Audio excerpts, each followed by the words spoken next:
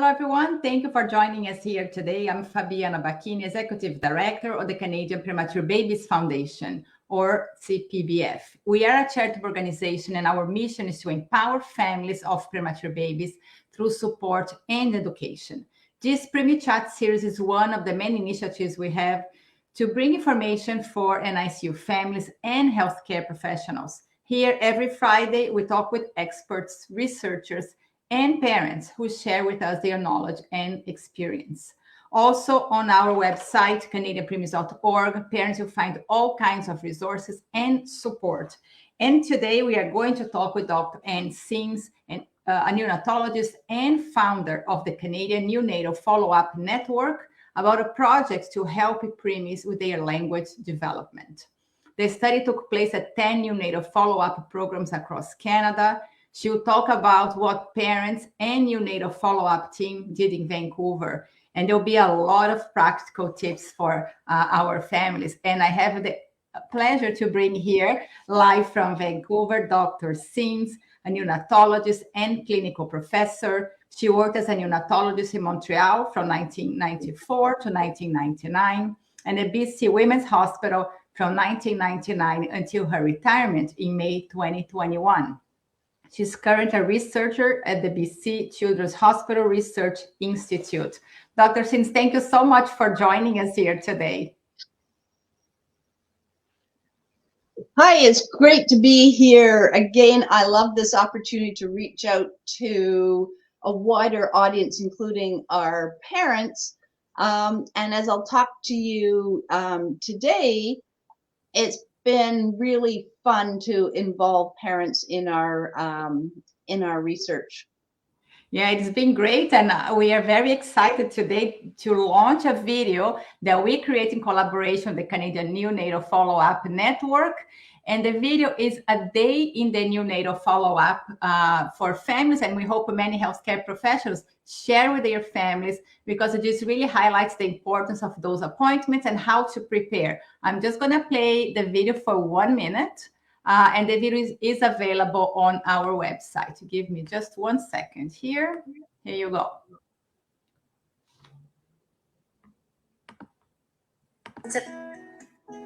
A day in the follow-up clinic.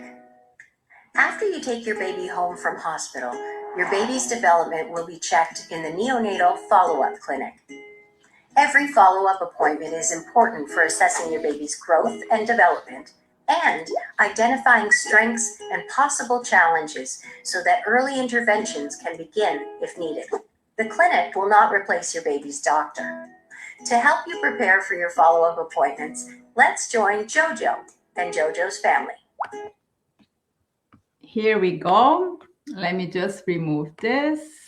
Yes, so the whole video is available on our website, and I hope many of you can go to the website, check out the link, and share with your families. So Dr. Synne, I'm going to bring your slides up, and to all of you watching us live, please do send your questions and insights that Dr. Synne will address them at the end of her presentation. So the floor is yours. Thank you. So today is exciting because I'm going to talk about the research we've done, but not in a medical scientific, but rather as the journey that we took during this research study. And I've called it Takes a Team to Help a Child, the Vancouver Parent Epic story. So we had funding from CIHR, which funds most Canadian research, has opportunities to do research that is patient-oriented. And we are part of a Child Bright network, and we called our group of studies Parent Epic. I've talked to you before about what we called AIM-1, about engaging parents to co-create definitions of neurodevelopmental impairment. But this is the first time I'm talking to you about the initiatives we took about how to improve developmental outcomes using the follow-up program infrastructure. So what do we want to improve? And why did we choose language? Well, I think most of us can appreciate that language is an important area in our lives. It's important for communicating with others and important for success in school and beyond. But it's also important because in the first few years of life, the brain is still developing. And so there's this plasticity, this ability for the brain to change and improve that we can build on.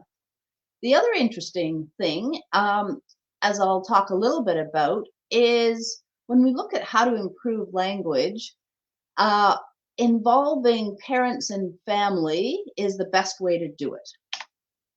So this is a scientific study, so we have to start with some evidence and facts. So the first thing we did was to look and see what other researchers had found.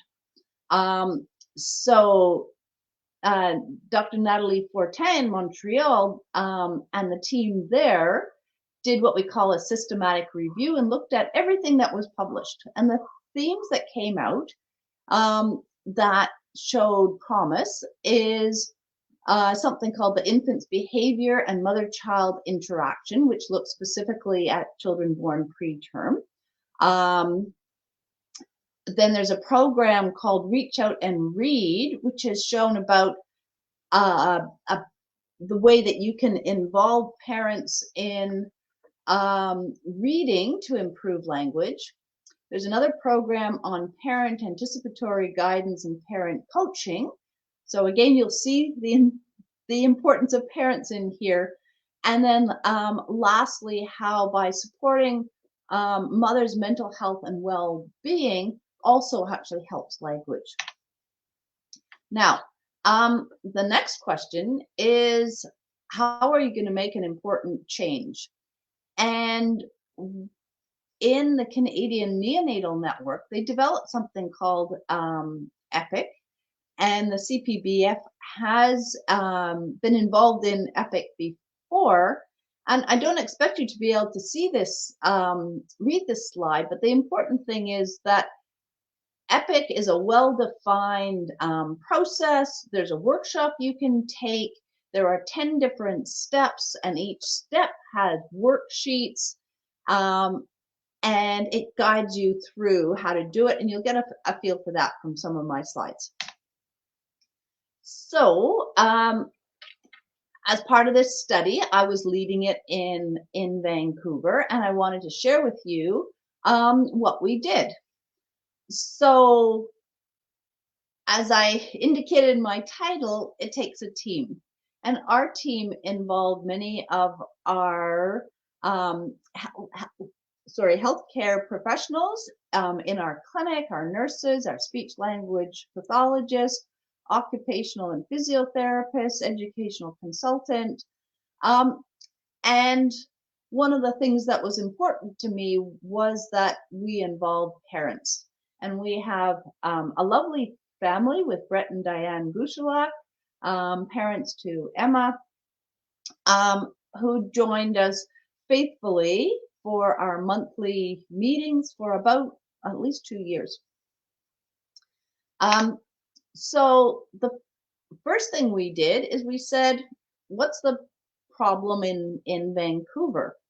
And in the Canadian Neonatal Follow-Up Network, through our clinics, we're able to collect, with parents' consent, information about how children born at less than 29 weeks gestation, how they do when they're 18 months.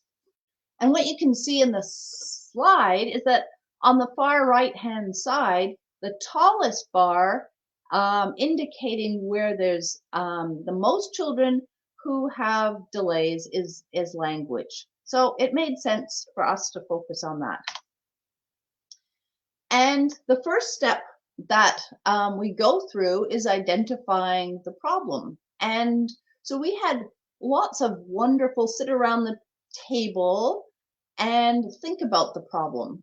So the first thing we did is we said, well, in our clinic, the speech language pathologist doesn't actually see anybody until the kids are 3 years old. And we start, asking a few questions and looking at language at 18 months. But if we're going to improve language at 18 months, we're going to have to do something before that. So that was our first aha moment, is we have to think about language before kids come to clinic at 18 months. One of the next things we do is we look at what resources we have, which in EPIC is called the driving forces and the resisting forces. So we looked at the resources we had, and we identified that there was a librarian in the NICU. We had lots of interested parents. We were in our neonatal follow-up program. We reach out to parents while they're still in the NICU, and there's teaching that goes on in the NICU,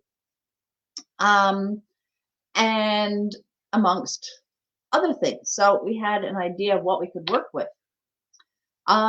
As we move on through EPIC, we have to decide what we're going to do. And so in our brainstorming, we came up with 3 possible ideas. One was, can we increase parent awareness at the 4-month follow-up visit about language development? Can we promote reading books at the 4-month visit? Or should we actually start by educating our follow-up staff about language development? Because as I showed, we hadn't been thinking much about language in the early days. And we then had to score the 3 possibilities under the 5 different questions, and we come up with an aggregate score as to what's most feasible to help us choose our priority. And we decided on educating the follow-up staff about language development because it was feasible, and it also felt like a very good place to start.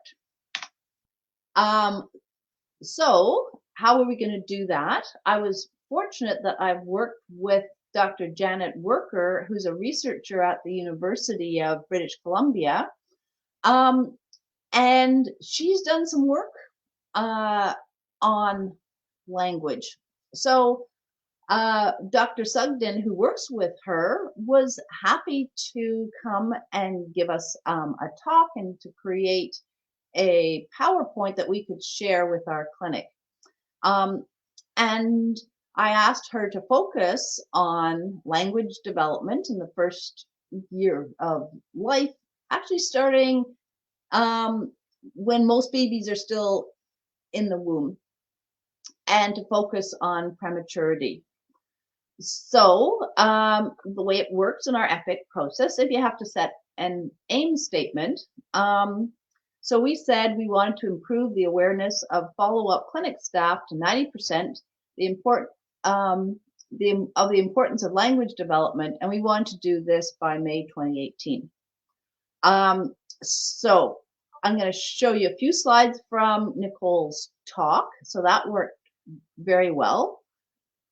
We discovered by tracking how many people attended that our education days were actually only reaching out to just over half of our team. And so it took a little bit longer with, people get sick and things like that, to reach out to everybody. But by the end of October, we'd reached our goal of 96% of our team watching it. But we also had aims, and one thing was to attend it, but we wanted to make sure they got something out of the talk. So we asked the team members to write down one lesson they learned from the talk. And we got that. I wanted to share 1 or 2 slides from Nicole's talk, which was another aha moment in our research. So in this slide, which looks at a baby from when they're in the womb, and it sort of starts at about 24 weeks and goes up to the first year of life. She shared with us all the research about what babies in the womb can actually do. So they can hear, and as you get closer to term, they can distinguish between mom's voice and dad's voice. They can tell the difference between ba and ga. They can tell the difference between what language you're speaking. They can recognize things that are familiar. And so a lot of what Nicole talked to us in her slide, we were able to build on in the future groups that we had. The other things that we learned about in the talk is, well, what can you do to support language? And there were 3 themes, which she went into in more detail. But the first thing is babies learn best when things are familiar. It's just actually like all of us. We need to hear things more than once to learn. So things that are familiar, that are repeating, are important. The next thing listed here is redundant co-occurring cues. But what that really means is if a baby experiences things with more than one sense. So if the baby is with, for example, mom and feeling mom's touch and is seeing her face, that helps the learning experience as well.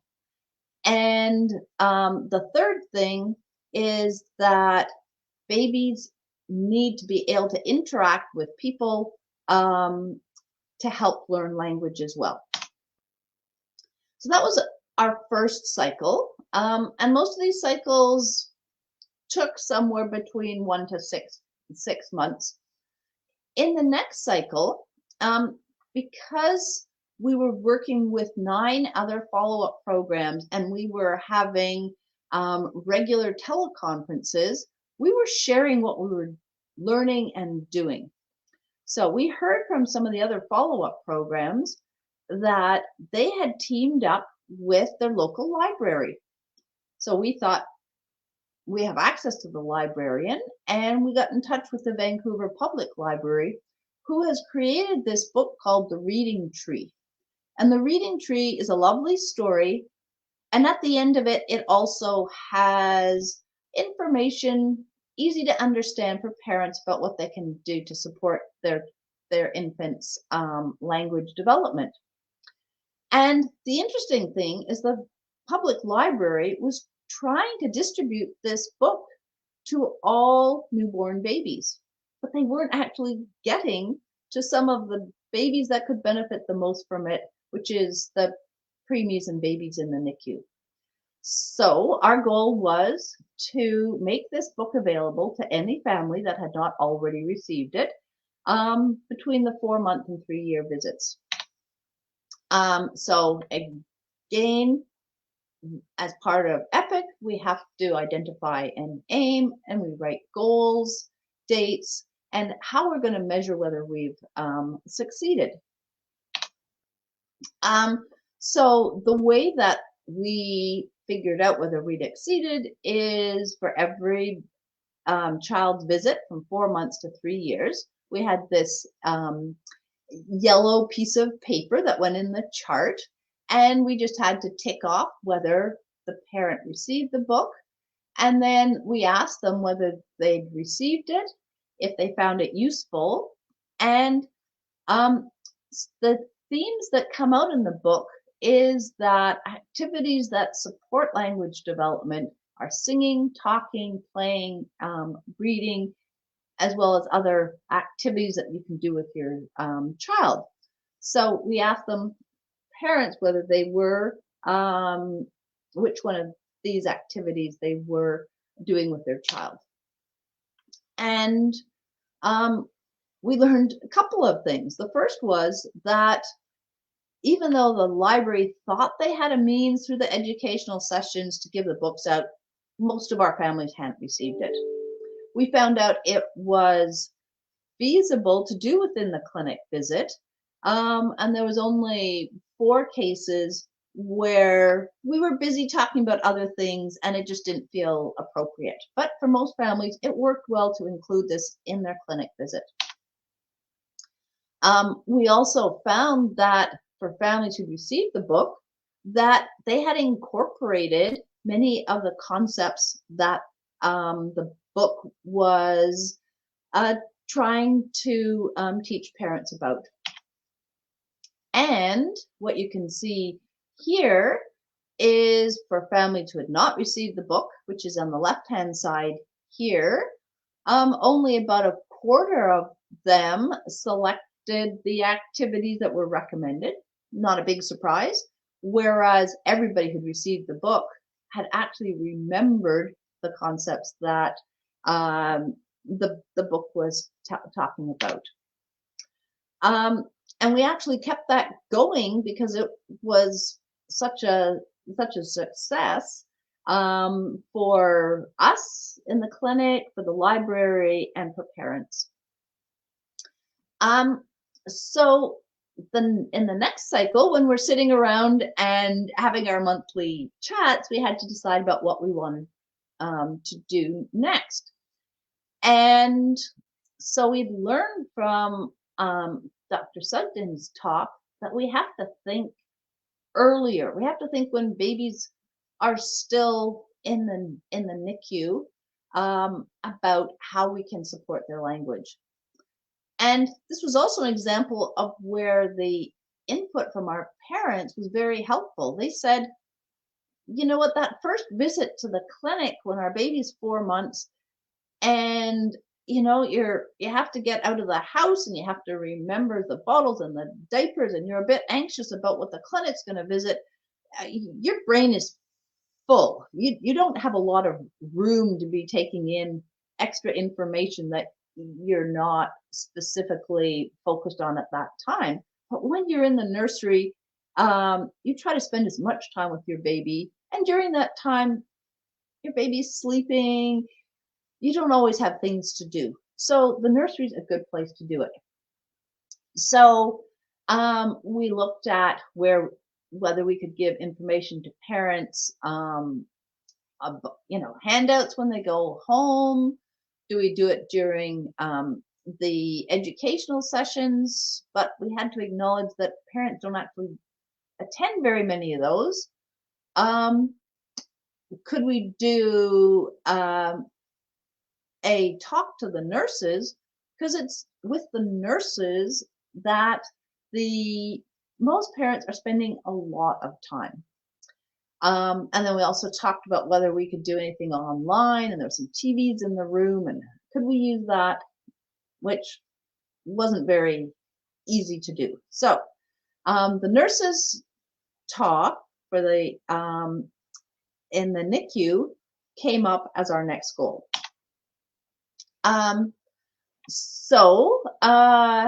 We did this over a 2-week period where we wanted to increase the knowledge and awareness of the importance of communication, language development, and stimulation in preemie babies amongst the NICU nurses. And again, when we wanted to look at what do we measure to see if we've succeeded, I mean, one was to see how many nurses, and we were hoping for 85%.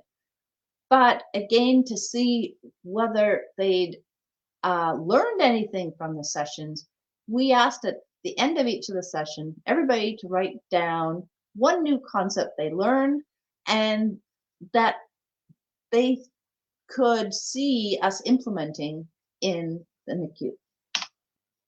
So we actually met our goal of having 136 nurses, that's 85%, who attended the 6 sessions that we put on for them. And so we then had like 135 pieces of paper with lots of ideas on it. We did try to sort all these ideas, which you can see in these various bars. So we now have all these ideas of things we could do in the NICU. So when it came to the next, we felt rather overwhelmed. We had all these ideas. Where do you start? Which one do you pick? And what we decided to do was we were going to create a resource. So we created an Excel spreadsheet with what we called language tips. And so our goal was simply to create at least 15 language tips. And at the end of this 3-month period, we had a bank of over 30 tips. Which then led us to the next cycle is, what are we going to do with these tips? And we decided we wanted to reinforce what we've been telling nurses in the nursery, as well as the other staff that work in the nursery as well. And in Vancouver, we have a weekly newsletter. It's called The Nice News, which gets distributed to the whole neonatal program in the hospital. So our goal was to publish a weekly language improvement tip in the newsletter. And that's what we did. And I thought that you'd enjoy some of the tips. Now, when we, so this was the first one, is consider all behavior as communication. Obviously, babies and particularly preemies, they're not going to talk to us, but they will communicate with us. And so in the green circle and the red stop sign, we have examples about how babies can tell us that they're ready to interact or I need a rest. So that was the first week. And now, unfortunately, we had pictures to go with this, and we had bought a copyrighted resource to provide us with pictures, which unfortunately I can't share with you. So the next week was language development begins with nonverbal communication, and we had pictures to show when a baby is saying, I'm ready to interact, which followed up. And then actually the next week we had signs that the baby's not ready to interact. The following week, we talked about how routines such as feeding and diaper changes can be seen as communicative interactions rather than tasks. This isn't always obvious. And so we encouraged nurses and staff to talk to babies when parents are present, and it sends a really powerful and positive message. And I had a really nice story from a parent after I talked about this once, and she said, you know, the first time I heard the nurses talking to my baby was the first time I felt like she's a human being. She's a person. We talk to people. And so that's a surprisingly powerful thing to do. In the next couple of weeks, we provided a little bit about the research that Dr. Sugden had given us with a take-home message. And in this week, it was, you can encourage families to talk to their babies in the language that they are most fluent and comfortable speaking. It doesn't have to be English because that's what the nurses are talking. Use the language that you feel most comfortable with. Or one of our speech and language pathologists said, speak with the language of your heart. So the next couple of weeks, we got a bit more specific about preterm babies who were at different ages. So for the tiniest babies who are only 23 to 27 weeks, keep the area quiet, and they like that quiet conversation, just like babies in the womb like to hear their mom's voice. And simple, doesn't cost anything, but very powerful. And as babies get to be a bit older, or babies who are born at 28 to 29 weeks, parents can spend about 20 minutes broken out over many times during the day of engaging with their baby by quietly reading, singing, talking, doing things like that. And by the time that they get to be at least 33 weeks corrected age, babies are typically ready to have about an hour and a half of positive engagement with things like reading, singing, talking. And the next week, we reinforced the importance of repetition. That's being important for learning language. And as we learned from Dr. Sugden, babies learn well with familiarity. So familiar speakers, saying the same words, reading the same stories, and that's actually been shown to increase infant vocalizations. We also learned about human interaction is vital for learning language. Infants do not learn from screens such as smartphones, TVs, computers, and tablets, which is pretty intuitive in the nursery, but this also goes up, the first year of life. So don't think that your baby's going to learn by watching a screen. And then we went on to talk about the importance of eye contact to promote attachment and nonverbal communication. And so the importance for babies to look at people's faces, trying to, early on it's just brief, but maintaining that contact during feeding. And the benefit of it as well is that adult eye contact can decrease baby crying. And moving on, we talked about the quality of interaction is more important than the number of words spoken. So that when you can combine talking with babies being able to see faces, hearing sounds, singing, touch, movement, that's high quality interaction. And that's why Kangaroo Care is a great time for parents to talk or sing to their baby. So that's a lot of information, but what we learned from our process was that parents were a great addition to the team. I hope these examples have given you an idea about how you can take small little projects and make them a manageable problem by setting a goal, making a plan, evaluating the results.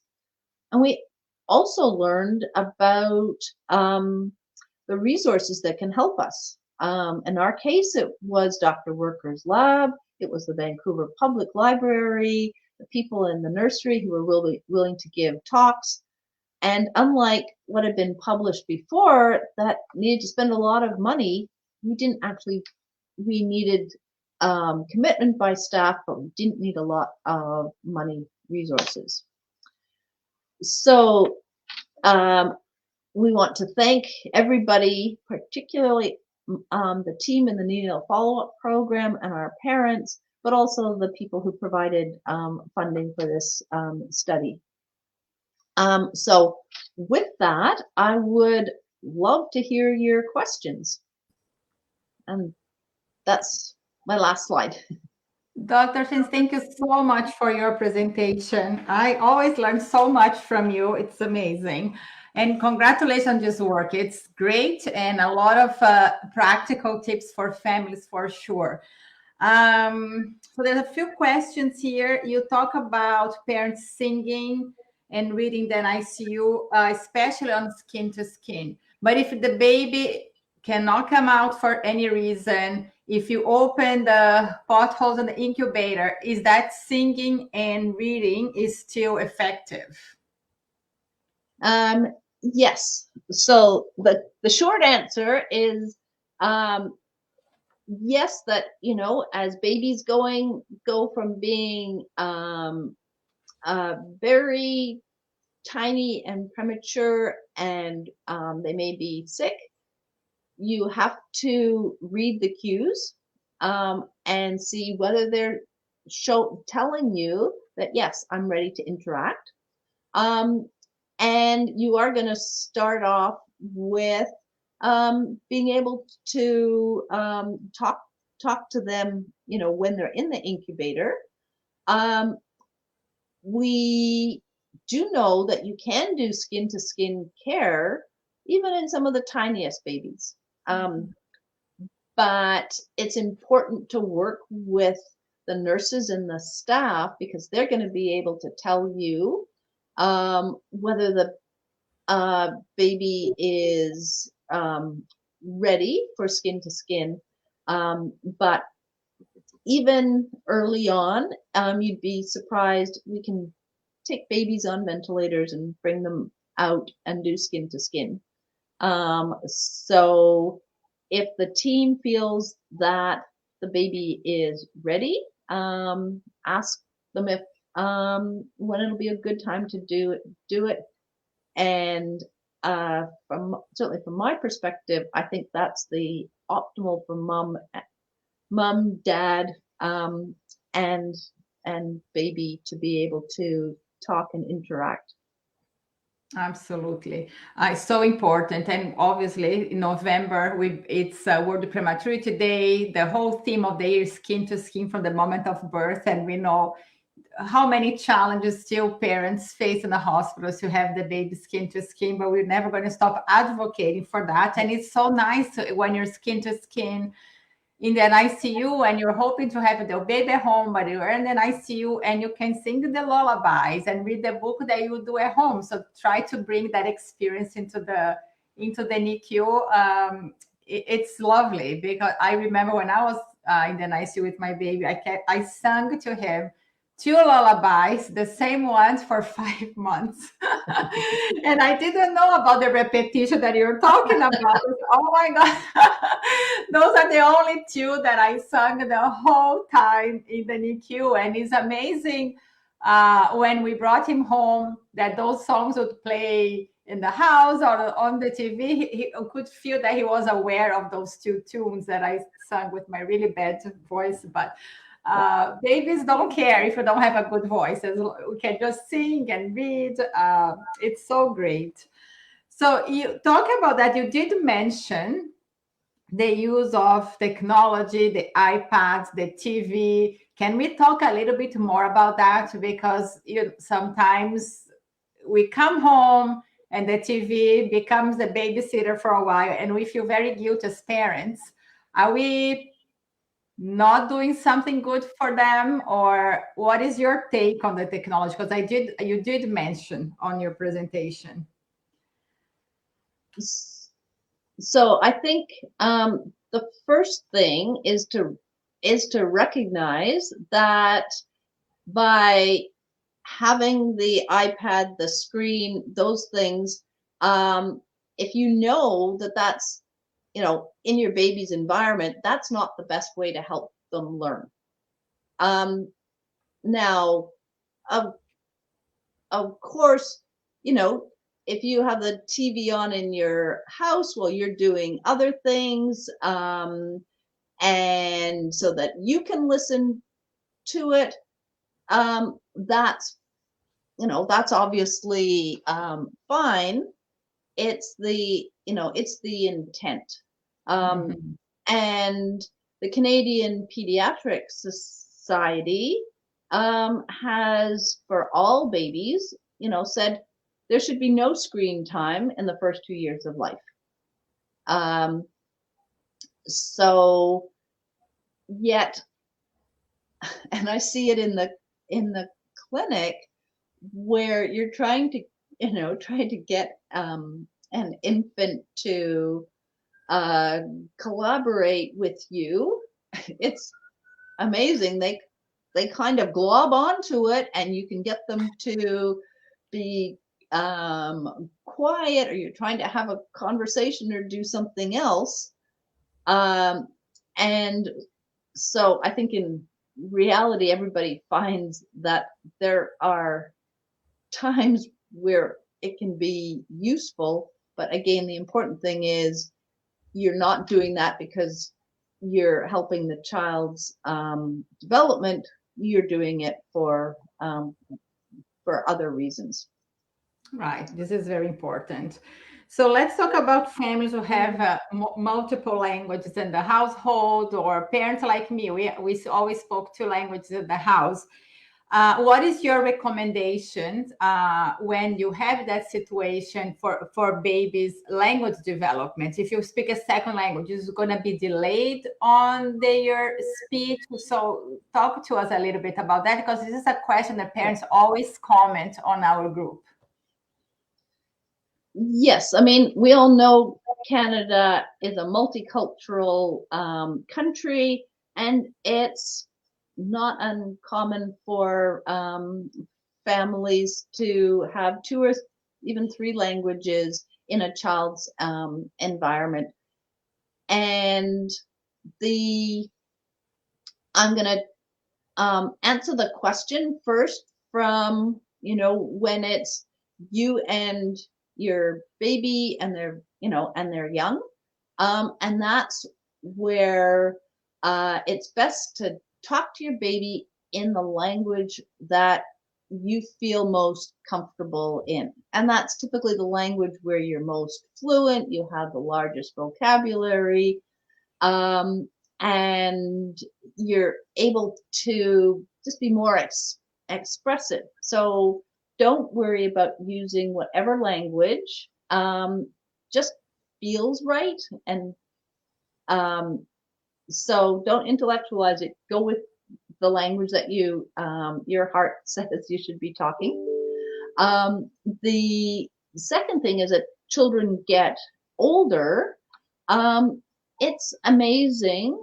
Their brains are wired in the early years to learn multiple languages. And so the things that you can do that is going to help your child learn those different languages is provide them with a setting, so that if you have in your home, you're speaking one language, but then you go and you visit the child's grandparents and they're speaking another language, then that makes it easier for the child, because they can associate, when I'm with these people in this home setting, then my brain's got clues to say, okay, this is the language I'm going to expect here.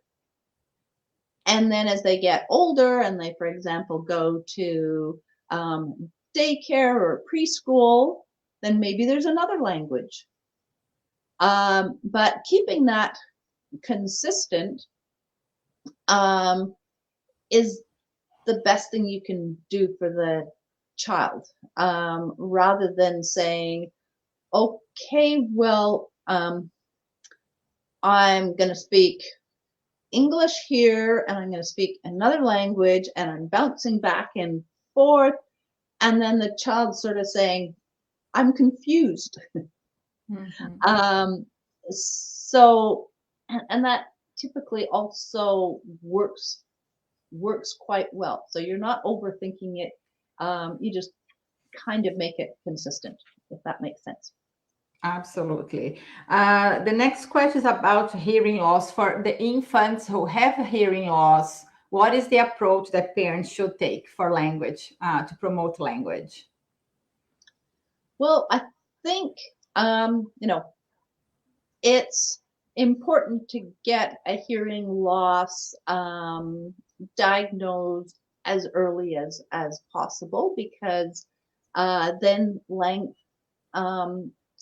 it's certainly been shown that the communication and success at school and things like that, you do better, especially if you can pick it up in the first 6 months of life, if that's when it's occurred.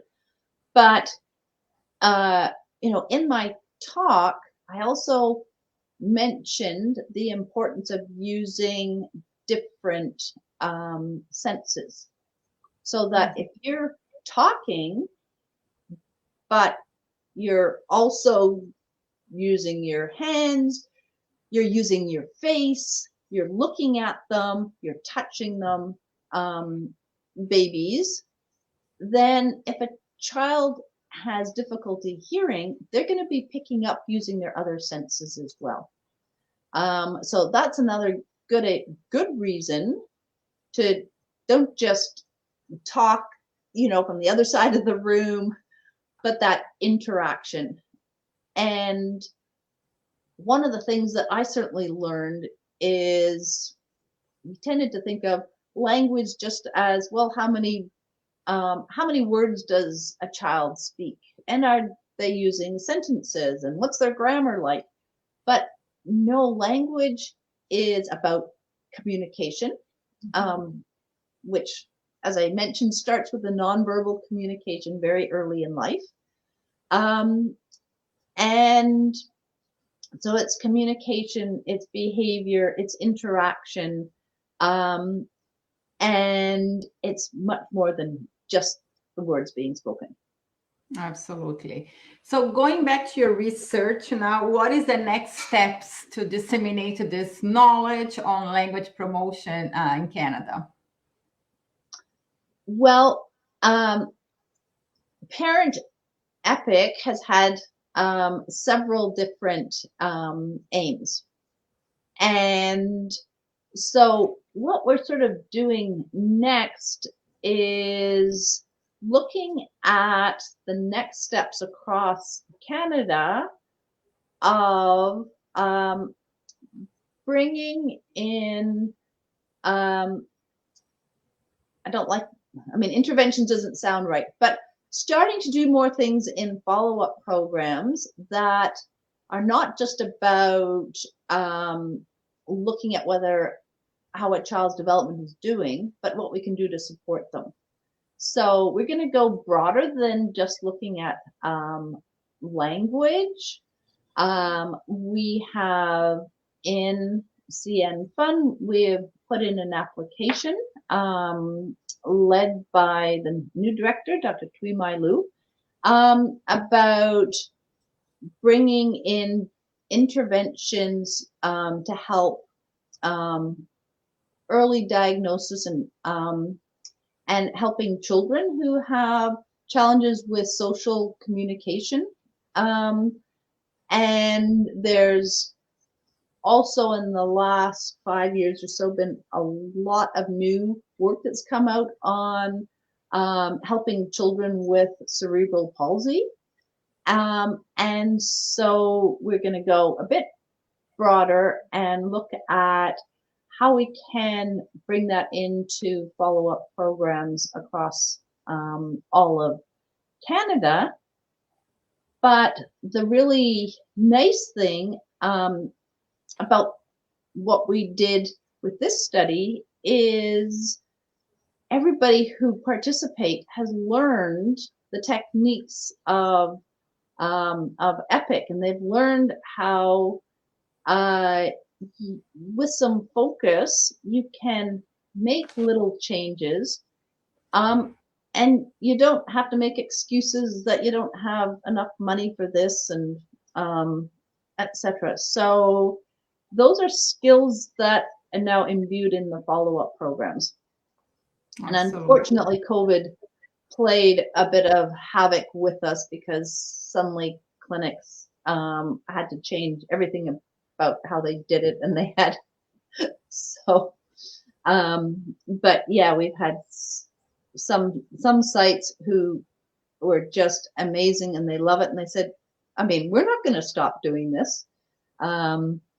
So hopefully that ethos of we can be changing, improving, and then that's something that doesn't just happen one day or one time. It's a constant process. Will hopefully continue in clinics across Canada. Absolutely. Your work is truly amazing, Dr. Synne. And I'm going to share here our website where we have a lot of information, neonatal follow-up, and a lot of materials that we developed together with your team for families across Canada. But I want to thank you so much for joining us here today, for sharing your amazing work, your expertise, and your passion for the preterm babies. So I hope I see you again very soon. Thank you, everybody, for joining, and your voices are important, and we look forward to continuing to hear your voices. Thank you, Dr. Synne. And to all of you watching us live today on our YouTube channel, Facebook, or Twitter, thank you so much for joining this session. And this video and the video of all our live sessions are available on our website, which is right here, thecanadianpreemies.org. And I want to thank our sponsor, AstraZeneca, for their ongoing support of our live education sessions. And we are a charitable organization, and we believe that through support and education, we can empower families, ensuring they are ready to care for their babies. Please do visit our website and consider making a donation. Together, we can create a brighter future for all our babies. And I see you again next Friday, 1 p.m. Eastern Time. Stay well.